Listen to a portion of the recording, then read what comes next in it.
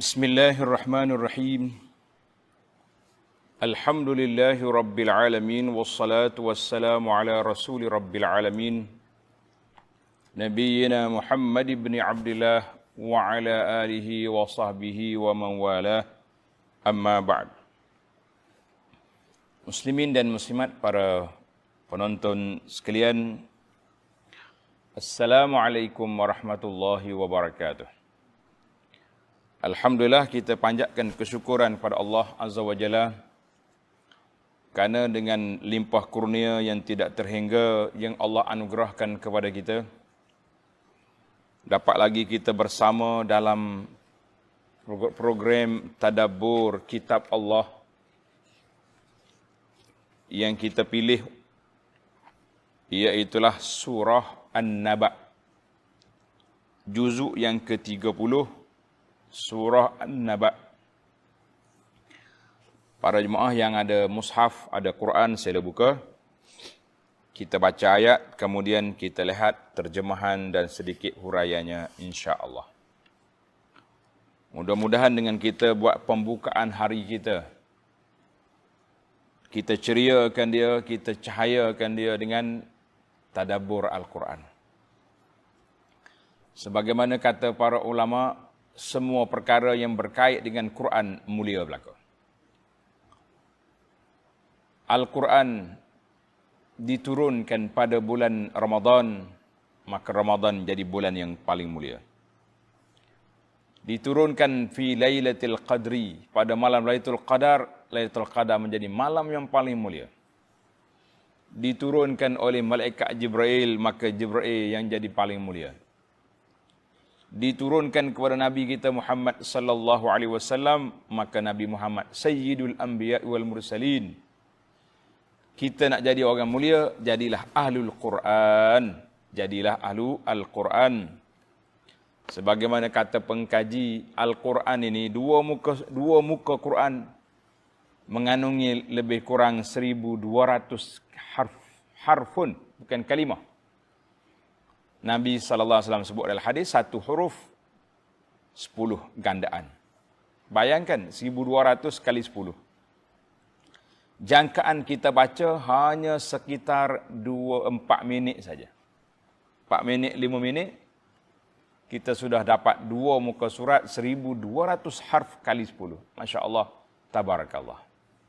Tapi orang yang tidak dipilih oleh Allah Ta'ala nak menjadi orang ahli Al-Quran, maka dia tengok je Quran, di handphone dia ada Quran tapi tidak dibuka. Tak tengok muka Quran, dia tengok muka buku, muka kawan-kawan. Akhir sekali kita terhanyut dan kita lara. Marilah kita ceriakan hari kita dengan Al-Quranul Karim. Pada kali ini kita akan mula perbincangan kita tentang sifat orang-orang yang bertakwa di ayat yang ke-31 sehingga akhir surah, insya-Allah. A'udzu billahi as-sami'il 'alim minasy syaithanir rajim. Inna lil muttaqina mafaza, hadaiqa wa a'naba, وكواعب أترابا وكأسا دهاقا لا يسمعون فيها لغوا ولا كذابا جزاء من ربك عطاء حسابا رب السماوات والأرض وما بينهما الرحمن لا يملكون منه خطابا يوم يقوم الروح والملائكة صفا لا يتكلمون إلا من أذن له الرحمن وقال صوابا ذلك اليوم الحق فمن شاء اتخذ إلى ربه مآبا إنا أنذرناكم عذابا قريبا يوم ينظر المرء ما قدمت يداه ويقول الكافر يا ليتني كنت ترابا Inna lil muttaqina mafaza. Sesungguhnya orang-orang yang bertakwa disediakan syurga tempat mereka beroleh apa yang mereka ingini. Jadi para jemaah sekalian, tengok nota 18-15 dalam tafsir pimpinan. Setelah menerangkan balasan buruk yang akan diterima oleh orang yang kufur engkar, dalam ayat yang lepas, kita dah bincang tentang ayat 21, Inna jahannama kanat mirsada. Bermula dengan ayat neraka jahannam kan. Kemudian ayat ni, ayat 31, maka mulai ayat ini. Ayat 31 ini diterangkan pula perihal orang-orang yang beriman dan beramal saleh, serta balasan-balasannya dengan syurga dan nikmat-nikmat kesenangan yang tidak ada tolok bandingnya. Jadi kita akan tengok pada kali ini, iaitulah perbincangan kita tentang syurga, sifat-sifat orang-orang yang muttaqin, orang yang bertakwa. Kita mengharapkan insya-Allah kita termasuk di kalangan mereka yang bertakwa, yang dapat menikmati syurga yang telah disediakan oleh Allah Azza wa Jalla itu. Kita kadang-kadang kita malu nak mengaku orang bertakwa, tapi para ulama kata fatashabbahu illam takunu mislahum. Tirulah, berusahalah untuk menjadi seperti mereka.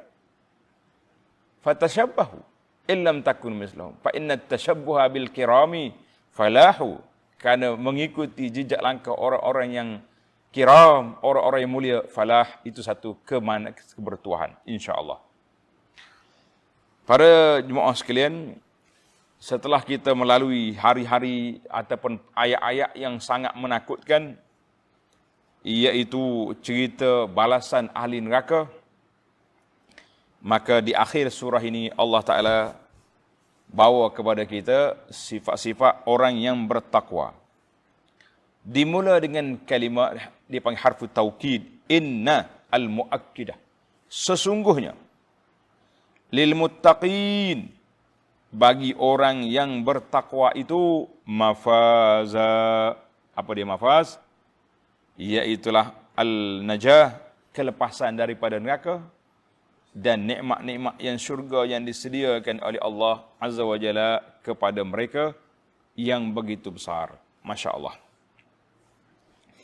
Kita sering dengar kalimah takwa. Bertakwalah kepada Allah. Bila pergi solat Jumaat, kita akan dipesan oleh para imam, khatib, ittaqullah, bertakwa.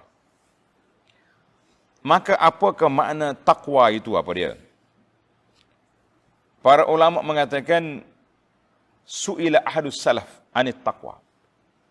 Ulama salafus salih telah ditanya tentang apakah makna takwa, maka diberi jawapan dengan satu bandingan yang simple.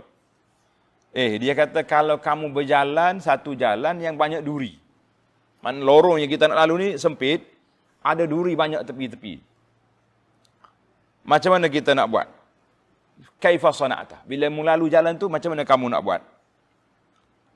Kata dia orang ni, iza ra'aitu syauka adaltu anhu.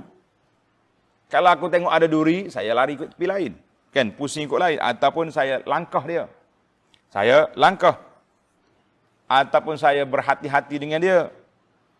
Qal zakat taqwa. Itulah bandingan takwa. Takwa itu maknanya kita berjalan sangat berhati-hati supaya duri tidak terkena kaki kita, duri tidak tersangkut di baju kita, baju tak carik, kaki tak luka. Maknanya kita sangat berhati-hati. Orang yang berjalan di tempat yang banyak Ni orang panggil tempat bom. Perangkat sama ni. Orang tanam. Tentulah kita akan berhati-hati. Demikianlah orang yang takut kepada Allah Azza wa Jalla, dia akan berhati-hati dalam kehidupan dia. Nak ambil hak ni halal ke haram? Apa kata ulama dalam Quran kata apa, hadis kata apa, ulama hurai macam mana? Oh, halal. Baru kita ambil. Ia ni haram. Tinggal terus, tak tanya khabar dah. Ia ni macam mana pula? Yang ni baina-baina, syubhat. Bagi orang warak, melarikan diri daripada syubhat. Karena itulah, kata di para ulama,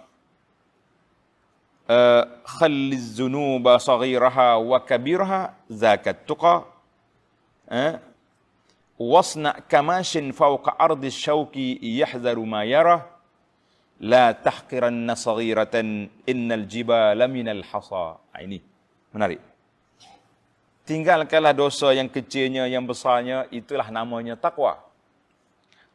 Kamu lakukan seperti orang yang berjalan di atas bumi yang banyak duri-duri kerana nak mengelak diri daripada terkenanya. La tahqiranna saghiratan. Jangan sekali-kali kamu mana remeh kepada dosa-dosa. Dosa kecil je tu. Hak ni kecil, hak ni kecil, hak ni kecil.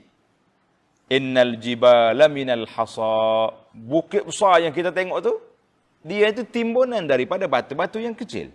Kan? Wa innas sayla minal qata. Banjir yang berlaku besar itu pun daripada titisan hujan. Hujan kecil ya, titis. Tapi sudah banyak, begitulah dosa kita. Jangan sekali-kali kita mengamanda rengeh pada dosa. Sebab apa? Sebab bila kita rasa dosa ni kecil je, simple je, hati je semua benda ni. Hak ni kecil je, hak ni kecil je. Bila dah terkumpul, jadi besar lah pula. Bukan je, tak ada je lagi lah. Kan? Allahu Akbar. Ringkasan kepada bandingan takwa. Mafaza lil muttaqin. Bagi orang yang bertakwa itu, siapa dia orang yang bertakwa? Tuan-tuan tanda. Dalam surah Ali Imran ayat 133 hingga 135, Allah Subhanahu wa taala sebut tanda ayat ni. Ali Imran 133 hingga 135. Wa jannatin 'arduha as-samawati wal ardu 'iddat lil muttaqin. Syurga yang luahnya seluah langit dengan bumi ini disediakan bagi orang yang bertakwa. Siapa dia? Alladzina yunfiquna fis sarra'i wad dara. Tanda. Sifat yang pertama orang yang nafkah. Ketika dia senang, ketika dia susah, infak berjalan. Wal kaziminal ghaiz. Yang kedua, orang yang boleh menahan marah. Nak marah, dia sabar. Yang ketiga, wal afina 'anin nas. Orang yang memaafkan kesalahan orang. Orang salah kita maaf. Ni tidak orang salah kita duk jaga kesalahan tu juta tahun. Dah, habis dunia kita pergi. Apa benda? Wallahu yuhibbul muhsinin. Allah Ta'ala sayang kepada orang yang melakukan kebaikan. Siapa dia orang tu? Walladzina idza fa'alu fahishatan aw zalamu anfusahum. Apabila mereka terjebak dengan fahishah, benda keji, ataupun melakukan menzalimi diri mereka sendiri dengan melakukan dosa-dosa, zakarullah, mereka ingat balik kepada Allah Ta'ala, fastaghfaru li dzunubihim, dan mereka minta ampun dosa-dosa mereka. Ini orang bertakwa, sifat sebahagian daripada sifat dia sedemikian. Baiklah. Sifat dianya, kalau kita ni bukan tak akan jadi manusia. Maaf, kita manusia ni tak akan jadi malaikat. Tapi bila bersalah, kita beristighfar, kita bertaubat, kita tinggalkan perkara yang tidak baik. Maka bagi orang yang bertakwa ni, apa dia? Mafaz an-najatu. Mafaz dengan mana an-najah, kelepasan, kemenangan. Kafa biha fauzan. Cukuplah itu menjadi satu kebahagiaan bagi dia, kemenangan bagi dia. Sebab bila kita selamat daripada neraka, kan kita dah sebut dalam siri yang lepas, inna jahannama bil mirsad, kan? Neraka tu duduk mana? Inna jahannama kanat mirsada. Mirsad duduk tengah jalan. Mana bila kita lepas, alhamdulillah selamat. Faman zuhziha 'anil nar wa udkhilal jannah. Alhamdulillah. Bila dah dapat masuk dalam syurga, apa dia dapat? Tengok ayat yang seterusnya, ayat 32. hadaiqa wa a'naba. Masya Allah. Hadaik, mereka itu beroleh taman-taman bunga dan kebun-kebun buah-buahan. A'nab, khasnya anggur. Khasnya anggur. Dia kata bila kita kata hadiqah, hadaik, jamak pada hadiqah, iaitulah bustan, kebun yang pokoknya besar-besar. Macam kita masuk dalam kebun, taman kebun itulah. Dinamakan dia Al-Jannah. Sebab apa? Dinama macam kebun tu nama Jannah, nama syurga. Kerana pokok-pokok dia sambung-sambung. Pokok kan besar, daun-daun, dahan-dahan dia tu. Kan kita masuk dalam tu, bawah dia duduk di bawah teduhan. Bila kita baca ayat Allah kata apa? Hadaiqa wa anab, pokok-pokok dan anggur. Jadi kita duduk khayal dalam kepala kita macam buah anggur. Hak kita duduk petik di kebun anggur itulah. Para jemaah sekalian, Sayyidina Abdullah bin Abbas radhiyallahu anhuma yang dikenali dengan nama Habrul Ummah wa Turjumanul Quran, ulama ummah ini dan pentafsir Quran. Dia kata apa? Laisa fil jannati mimma fid dunya illa al asma. Tak ada benda hak dalam syurga esok, hak benda mari daripada dunia ni kecuali nama je ada. Pokok, buah, burung, nama. Arak sama, nama je ada, tapi hakikatnya tak ada. Kerana itu Allah SWT sebut dalam surah Al-Baqarah, wa utubihi mutasyabiha. Dan dalam hadis yang sahih yang dikeluarkan oleh Imam Bukhari dan Muslim, Nabi kata apa? Dalam syurga itu, fiha ma la ainun ra'at wala uzunun sami'at wala khatara ala qalbi bashar. Masya Allah. Dalam syurga tak pernah mata tengok, tak pernah hati khayal, tak pernah didengar oleh telinga. Macam mana? Tunggu dalam syurga. Cakap banyak tak guna, kata orang. Kan? Dalam ayat ni Allah kata a'naba. Dalam surah Abasa Allah kata wa'inaban wa qadba. Wa'inaban wa qadba. Inab. Dia kata inab. Satu je. Kan? Tapi dalam ni dikata a'nab. Kenapa? Ini kita tadabbur di sini. Isyaratun ila kasratiha wa tanawwu'iha. Menunjukkan banyak jenis anggur itu. Bukan satu jenis, tidak. Mana dalam surah Abasa, ingat, ilmu tadabbur. Dalam surah Abasa, Allah Ta'ala guna satu je. Inaban. Sebab apa? Sebab itu dia panggil imtinan ala ahli dunia. Allah Ta'ala nak sebut nikmat pada dunia, aku sebut satu, inab, anggur. Fazakar al-inab mufradan. Dalam syurga, anugerah Allah, maka dia kata, a'naba.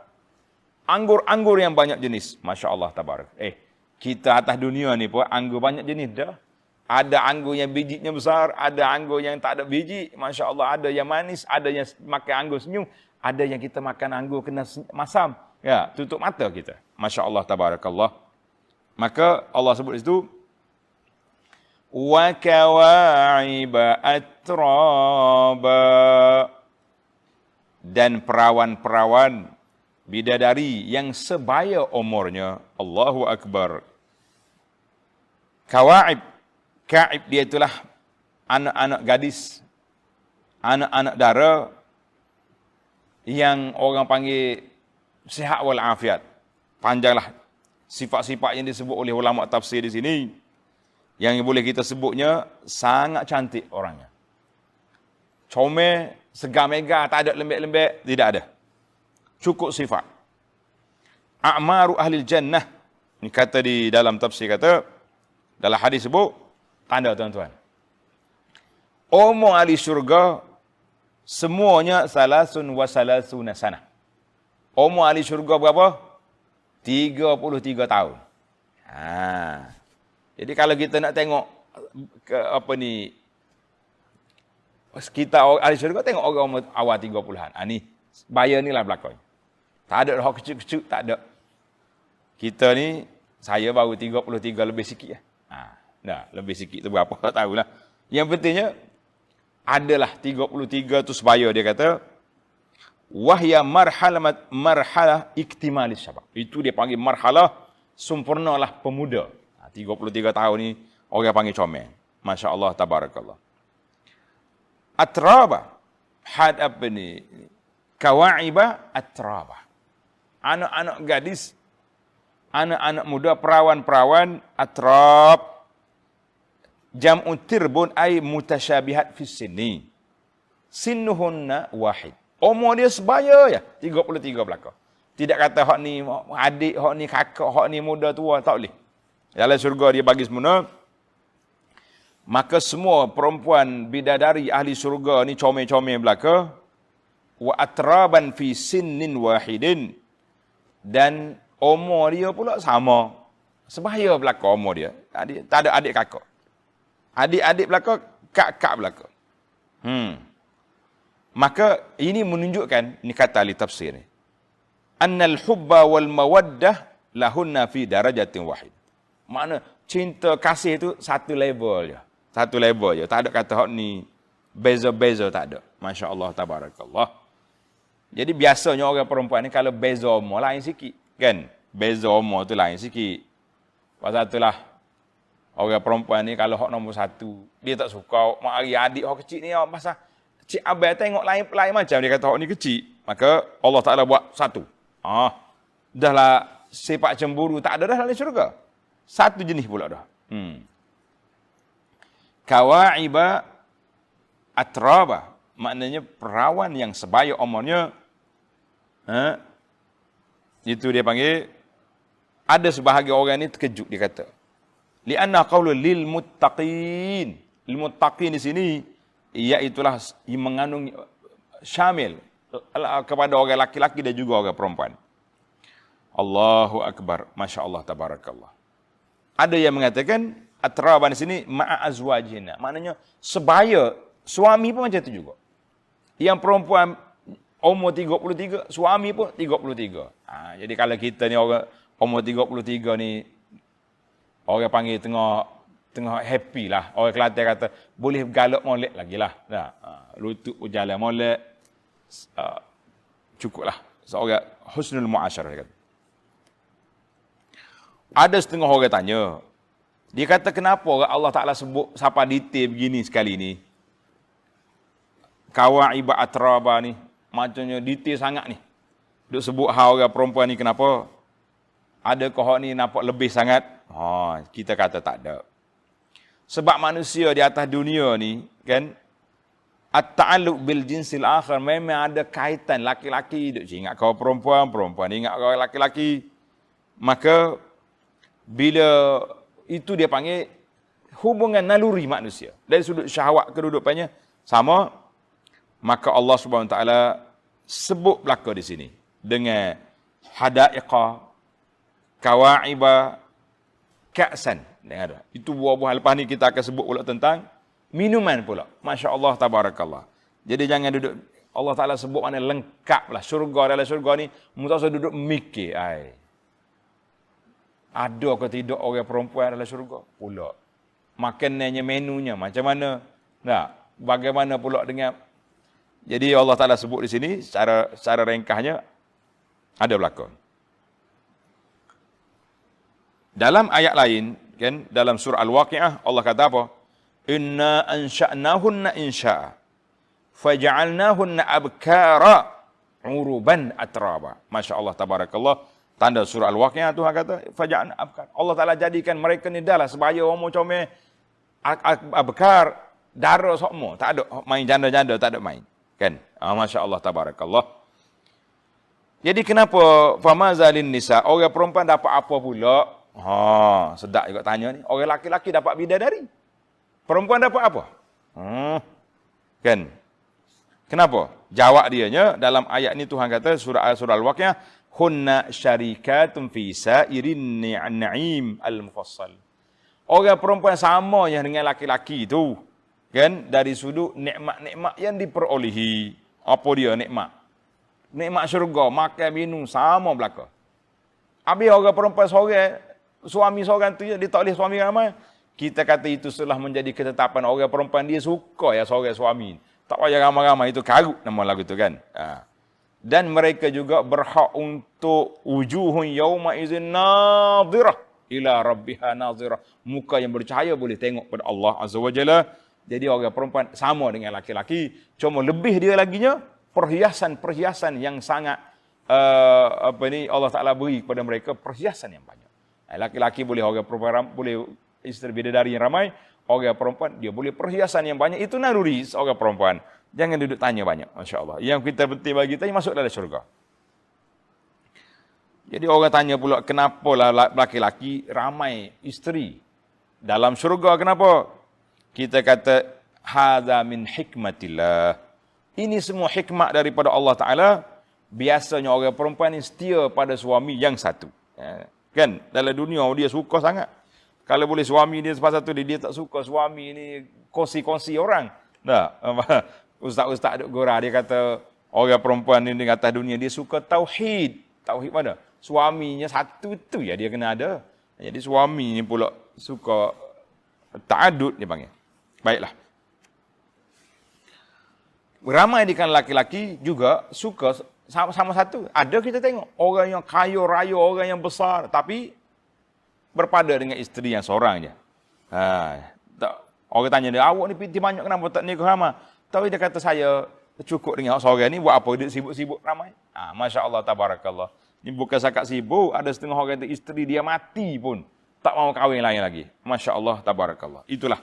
Yang pentingnya, Allah Ta'ala gambar dalam surah Ar-Rahman, fihinna qasiratut tarf, lam yatmishunna insun qablahum wala jan. Qasiratut tarf. Mata dia tak tengok orang lain, duk tengok kecil abang dia.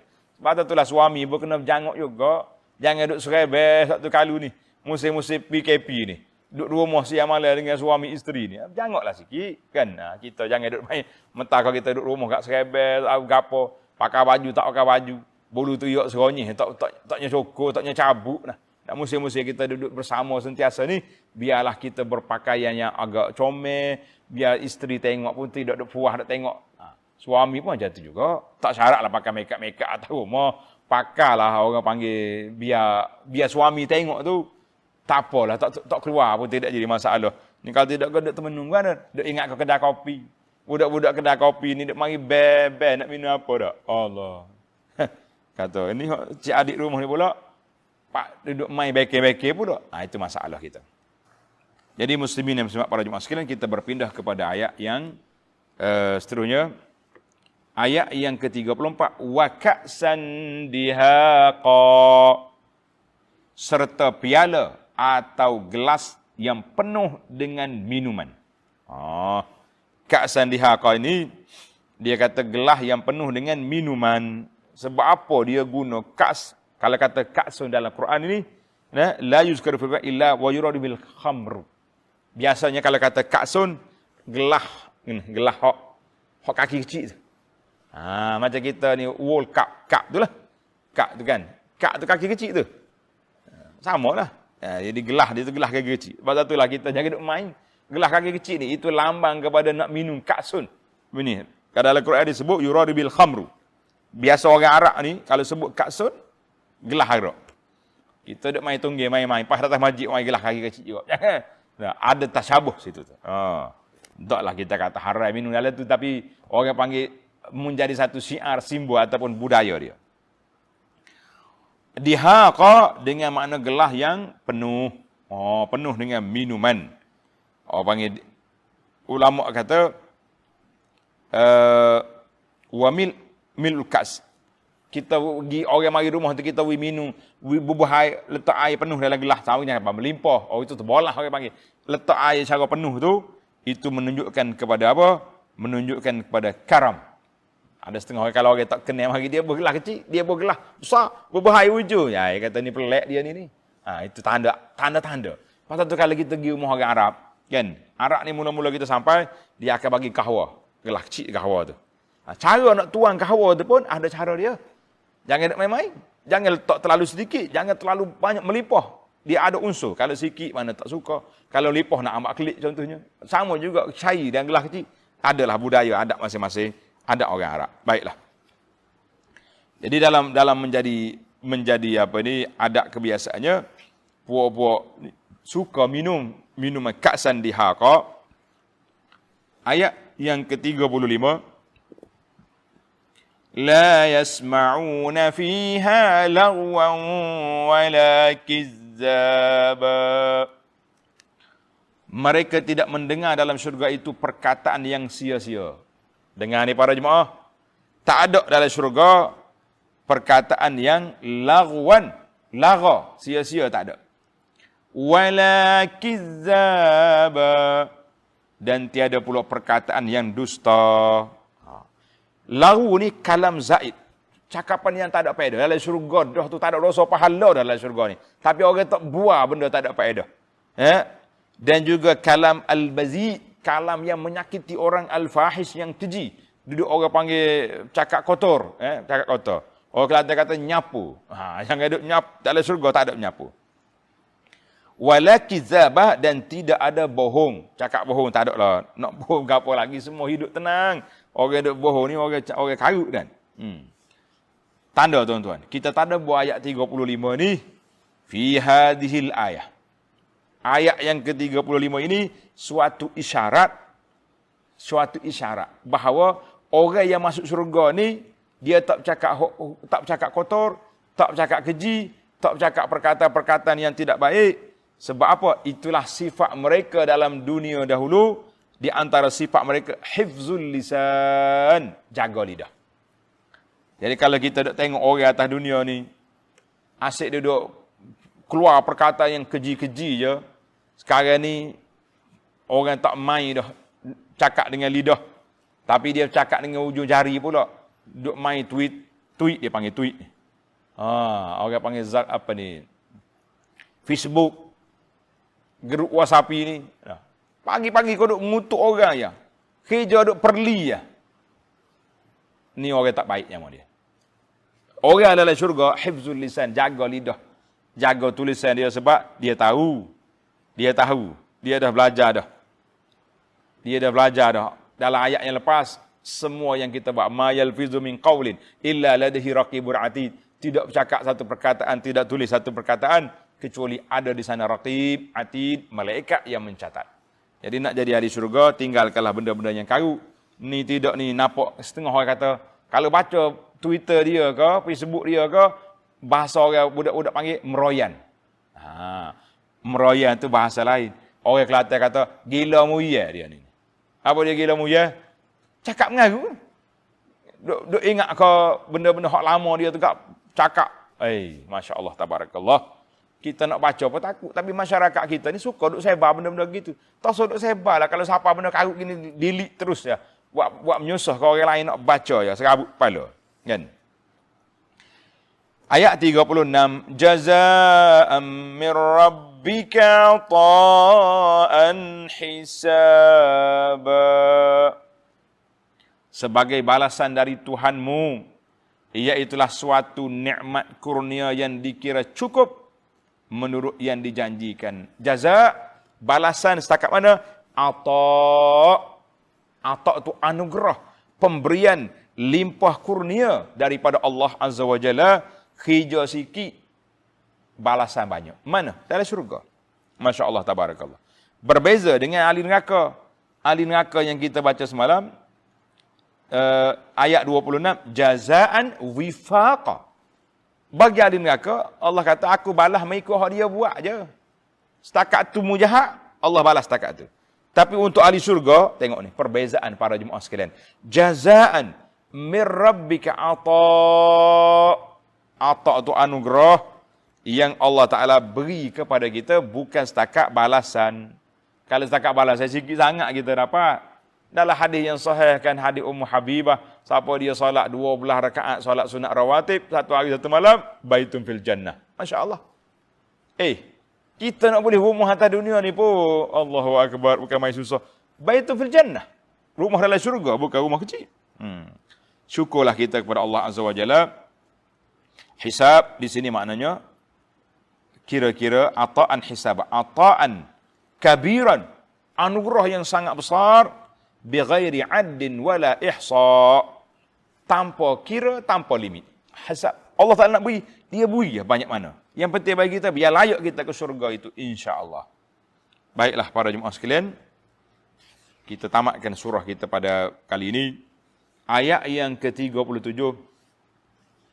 Rabbis samawati wal ardi wa ma bainahuma ar-Rahman la yamlikuna minhu khitaba. Ata, anugerah daripada siapa? Daripada Tuhan yang mentadbirkan 7 petala langit dan bumi dan apa yang ada di antara kedua-duanya. Allah Ta'ala yang pencipta langit dan bumi, dia nak beri ke siapa, nak bagi banyak mana ikut dia. Jangan duk tanya banyak. Kan? Tuhan yang amat pemurah, Masya Allah, Tabarakallah. Tidak ada siapa pun yang diberi kuasa berkata-kata dengannya untuk memohon pertimbangan tentang balasan atau pengurnian itu. Pada hari kiamat esok, la yamlikuna minhu khitaba, di mauqif mahsyar, bertemu dengan Allah Ta'ala, tak ada siapa yang berani nak bercakap. Tak berani nak kecek. Allah kata. Sebab apa tak berani nak bercakap? Sebab min syiddatil haul, terlalu takutnya keagungan Allah Azza wa Jalla pada hari itu. Masya Allah, Tabarakallah. Kemudian dalam ayat 38, Yawma yaqumur ruhu wal malaikatu saffa la yatakallamuna illa man azina lahur rahman wa qala sawaba. Tambahan pula pada masa Jibril. Yauma yaqum ruh, pada hari yang berdiri segala ruh. Dalam tafsir kata ruh di sini dengan makna Jibril. Wal malaikatu, dan malaikat-malaikat yang lain berdiri bersaf-saf. Beratus semua malaikat menunggu perintah daripada Allah. Tidak ada siapa yang berani berkata-kata, memohon pertimbangan. Ya Allah, begini-gini, tak ada orang berani perkaduk diam belaka. Melainkan yang telah diizinkan baginya oleh Tuhan yang amat pemurah, serta dia berkata benar. Jadi para ulama kata, dalam tafsir yang ini, ruh di situ iaitulah Jibril alaihissalam. Ada mengatakan ruh, kullazi ruhin, semua yang bernyawa, yauma yaqumun nasu, semua sekali berdiri di hadapan Allah Azza wa Jalla, tak ada siapa boleh berani duduk diam. Para anbiya alaihissalatu wassalam, ada kalanya keluar daripada ucapan mereka, Rabbi salim, salim, ya Allah selamatkanlah, ya Allah selamatkanlah. Selamatkanlah mereka, selamatkanlah umat dia. Itulah tugas Nabi-Nabi alaihimussalatu wassalam. Jadi kita nampaklah betapa pada hari itu tak ada siapa nak berani. Wa khasyatil aswatu lirrahman fala tasma'u illa hamsa. Semua sekali tunduk muka-muka itu kepada Allah Azza wa Jalla, la tasma'u illa hamsa. Hak bunyinya bisik-bisiknya. Apa yang akan jadi kita? Bagaimana keadaan kita? Tak ada orang nak berani cakap, keluar mulut gitu ya, duduk cakap. Allahu Akbar. La yatakallamun, mereka tidak bercakap kecuali hamsa. Hamsa ni makna bisi, bunyi mulut, bunyi suara desah-desuh gitu. Ada yang mengatakan la yatakallamun, langsung tak bercakap, pakai duduk diam, menunggu, kan? Menunggu perintah daripada Allah Azza wa Jalla, illa man azina lahur rahman, kecuali orang yang diizinkan oleh Allah Azza wa Jalla. Allah Ta'ala bagi keizinan, pada waktu itu mereka yang boleh bercakap, para anbiya alaihimussalatu wassalam. Ayat yang ke-39. Zalikal yawmul haqq, faman syaa'a attakhadha ila rabbihi ma'aba. Allahu Akbar. Itulah keterangan hari kiamat yang sungguh tetap berlakunya. Dan siapa yang mahukan kebaikan dirinya, dapatlah dia mengambil jalan dan cara kembali kepada Tuhannya dengan beriman dan amal saleh. Kita dah dengar semua, syurganya, nerakanya, syurganya. Maka orang yang nak menyelamatkan diri dia, ambillah jalan yang boleh menyelamatkan dia kepada Allah, menyelamatkan dia sampai kepada Allah, sampai kepada keredaan Allah Azza wa Jalla. Allahu Akbar. Macam mana jaga nak selamat? kita dah bincang panjang, insya-Allah dalam ayat-ayat yang datang kita akan bincang lagi tentang bagaimana keselamatan kita, insya-Allah. Akhir surah ini Allah Ta'ala sebut, Inna anzarnakum azaban qariba. Allahu Akbar. Sesungguhnya dengan keterangan-keterangan yang tersebut, kami telah memberi amaran kepada kamu akan azab yang dekat masa datangnya. Apa dia ayat yang dekat itu? Bagaimana azab itu dekat? Ada yang mengatakan kiamat itu walaupun lambat lagi tapi dekat. Dalam bahasa kata kullu atin qarib. Setiap hak mari itu dekat. Tak kira lah 1000 tahun, 2000 tahun dekat. Dalam ayat lain Tuhan kata iqtarabatis sa'atu, telah hampir kiamat. Bila? 1400 tahun dulu. Ayat Quran itu Tuhan kata hampir. Iqtaraba linnasi hisabuhum, sudah hampir kepada hisab manusia. Hari ini bila mari Covid, masjid tutup, orang tak lagi Mekah, pakat dua tu biar alamat kiamat. Alamat kiamat banyak dah tuan-tuan. Dalam kitab Nihayatul Alam yang saya baca, ada 130 tanda-tanda kiamat. 130 tanda kiamat. Ada yang sudah berlaku, ada yang berapa kali berlaku, macam-macam. Cerita, jangan duduk banyak andaian-andaian lah. Kiamat itu tetap akan datang. Ada yang mengatakan azaban qariban di sini, iaitulah azab yang dekat, iaitulah azab dunia. Mana? Mereka puak-puak kafir Mekah hak duduk kerah kepala tak dengar kata tu akan mati dalam peperangan Badar. 70-nya mati, 70 lagi ditawan. Allahu Akbar. Azaban qariban, sama ada qarib di sini dengan makna kiamat betul ataupun qarib dengan makna kiamat seorang-seorang apabila dia mati. Yauma yanzurul mar'u ma qaddamat yadah, iaitu hari seorang melihat akan apa yang diusahakannya. Bila mati, nampak? Ya, silap aku dulu. Ya, tak nak apa dah. Wa yaqulul kafiru ya laitani kuntu turaba. Dan orang yang kafir akan berkata pada hari itu, alangkah baiknya kalau aku menjadi tanah.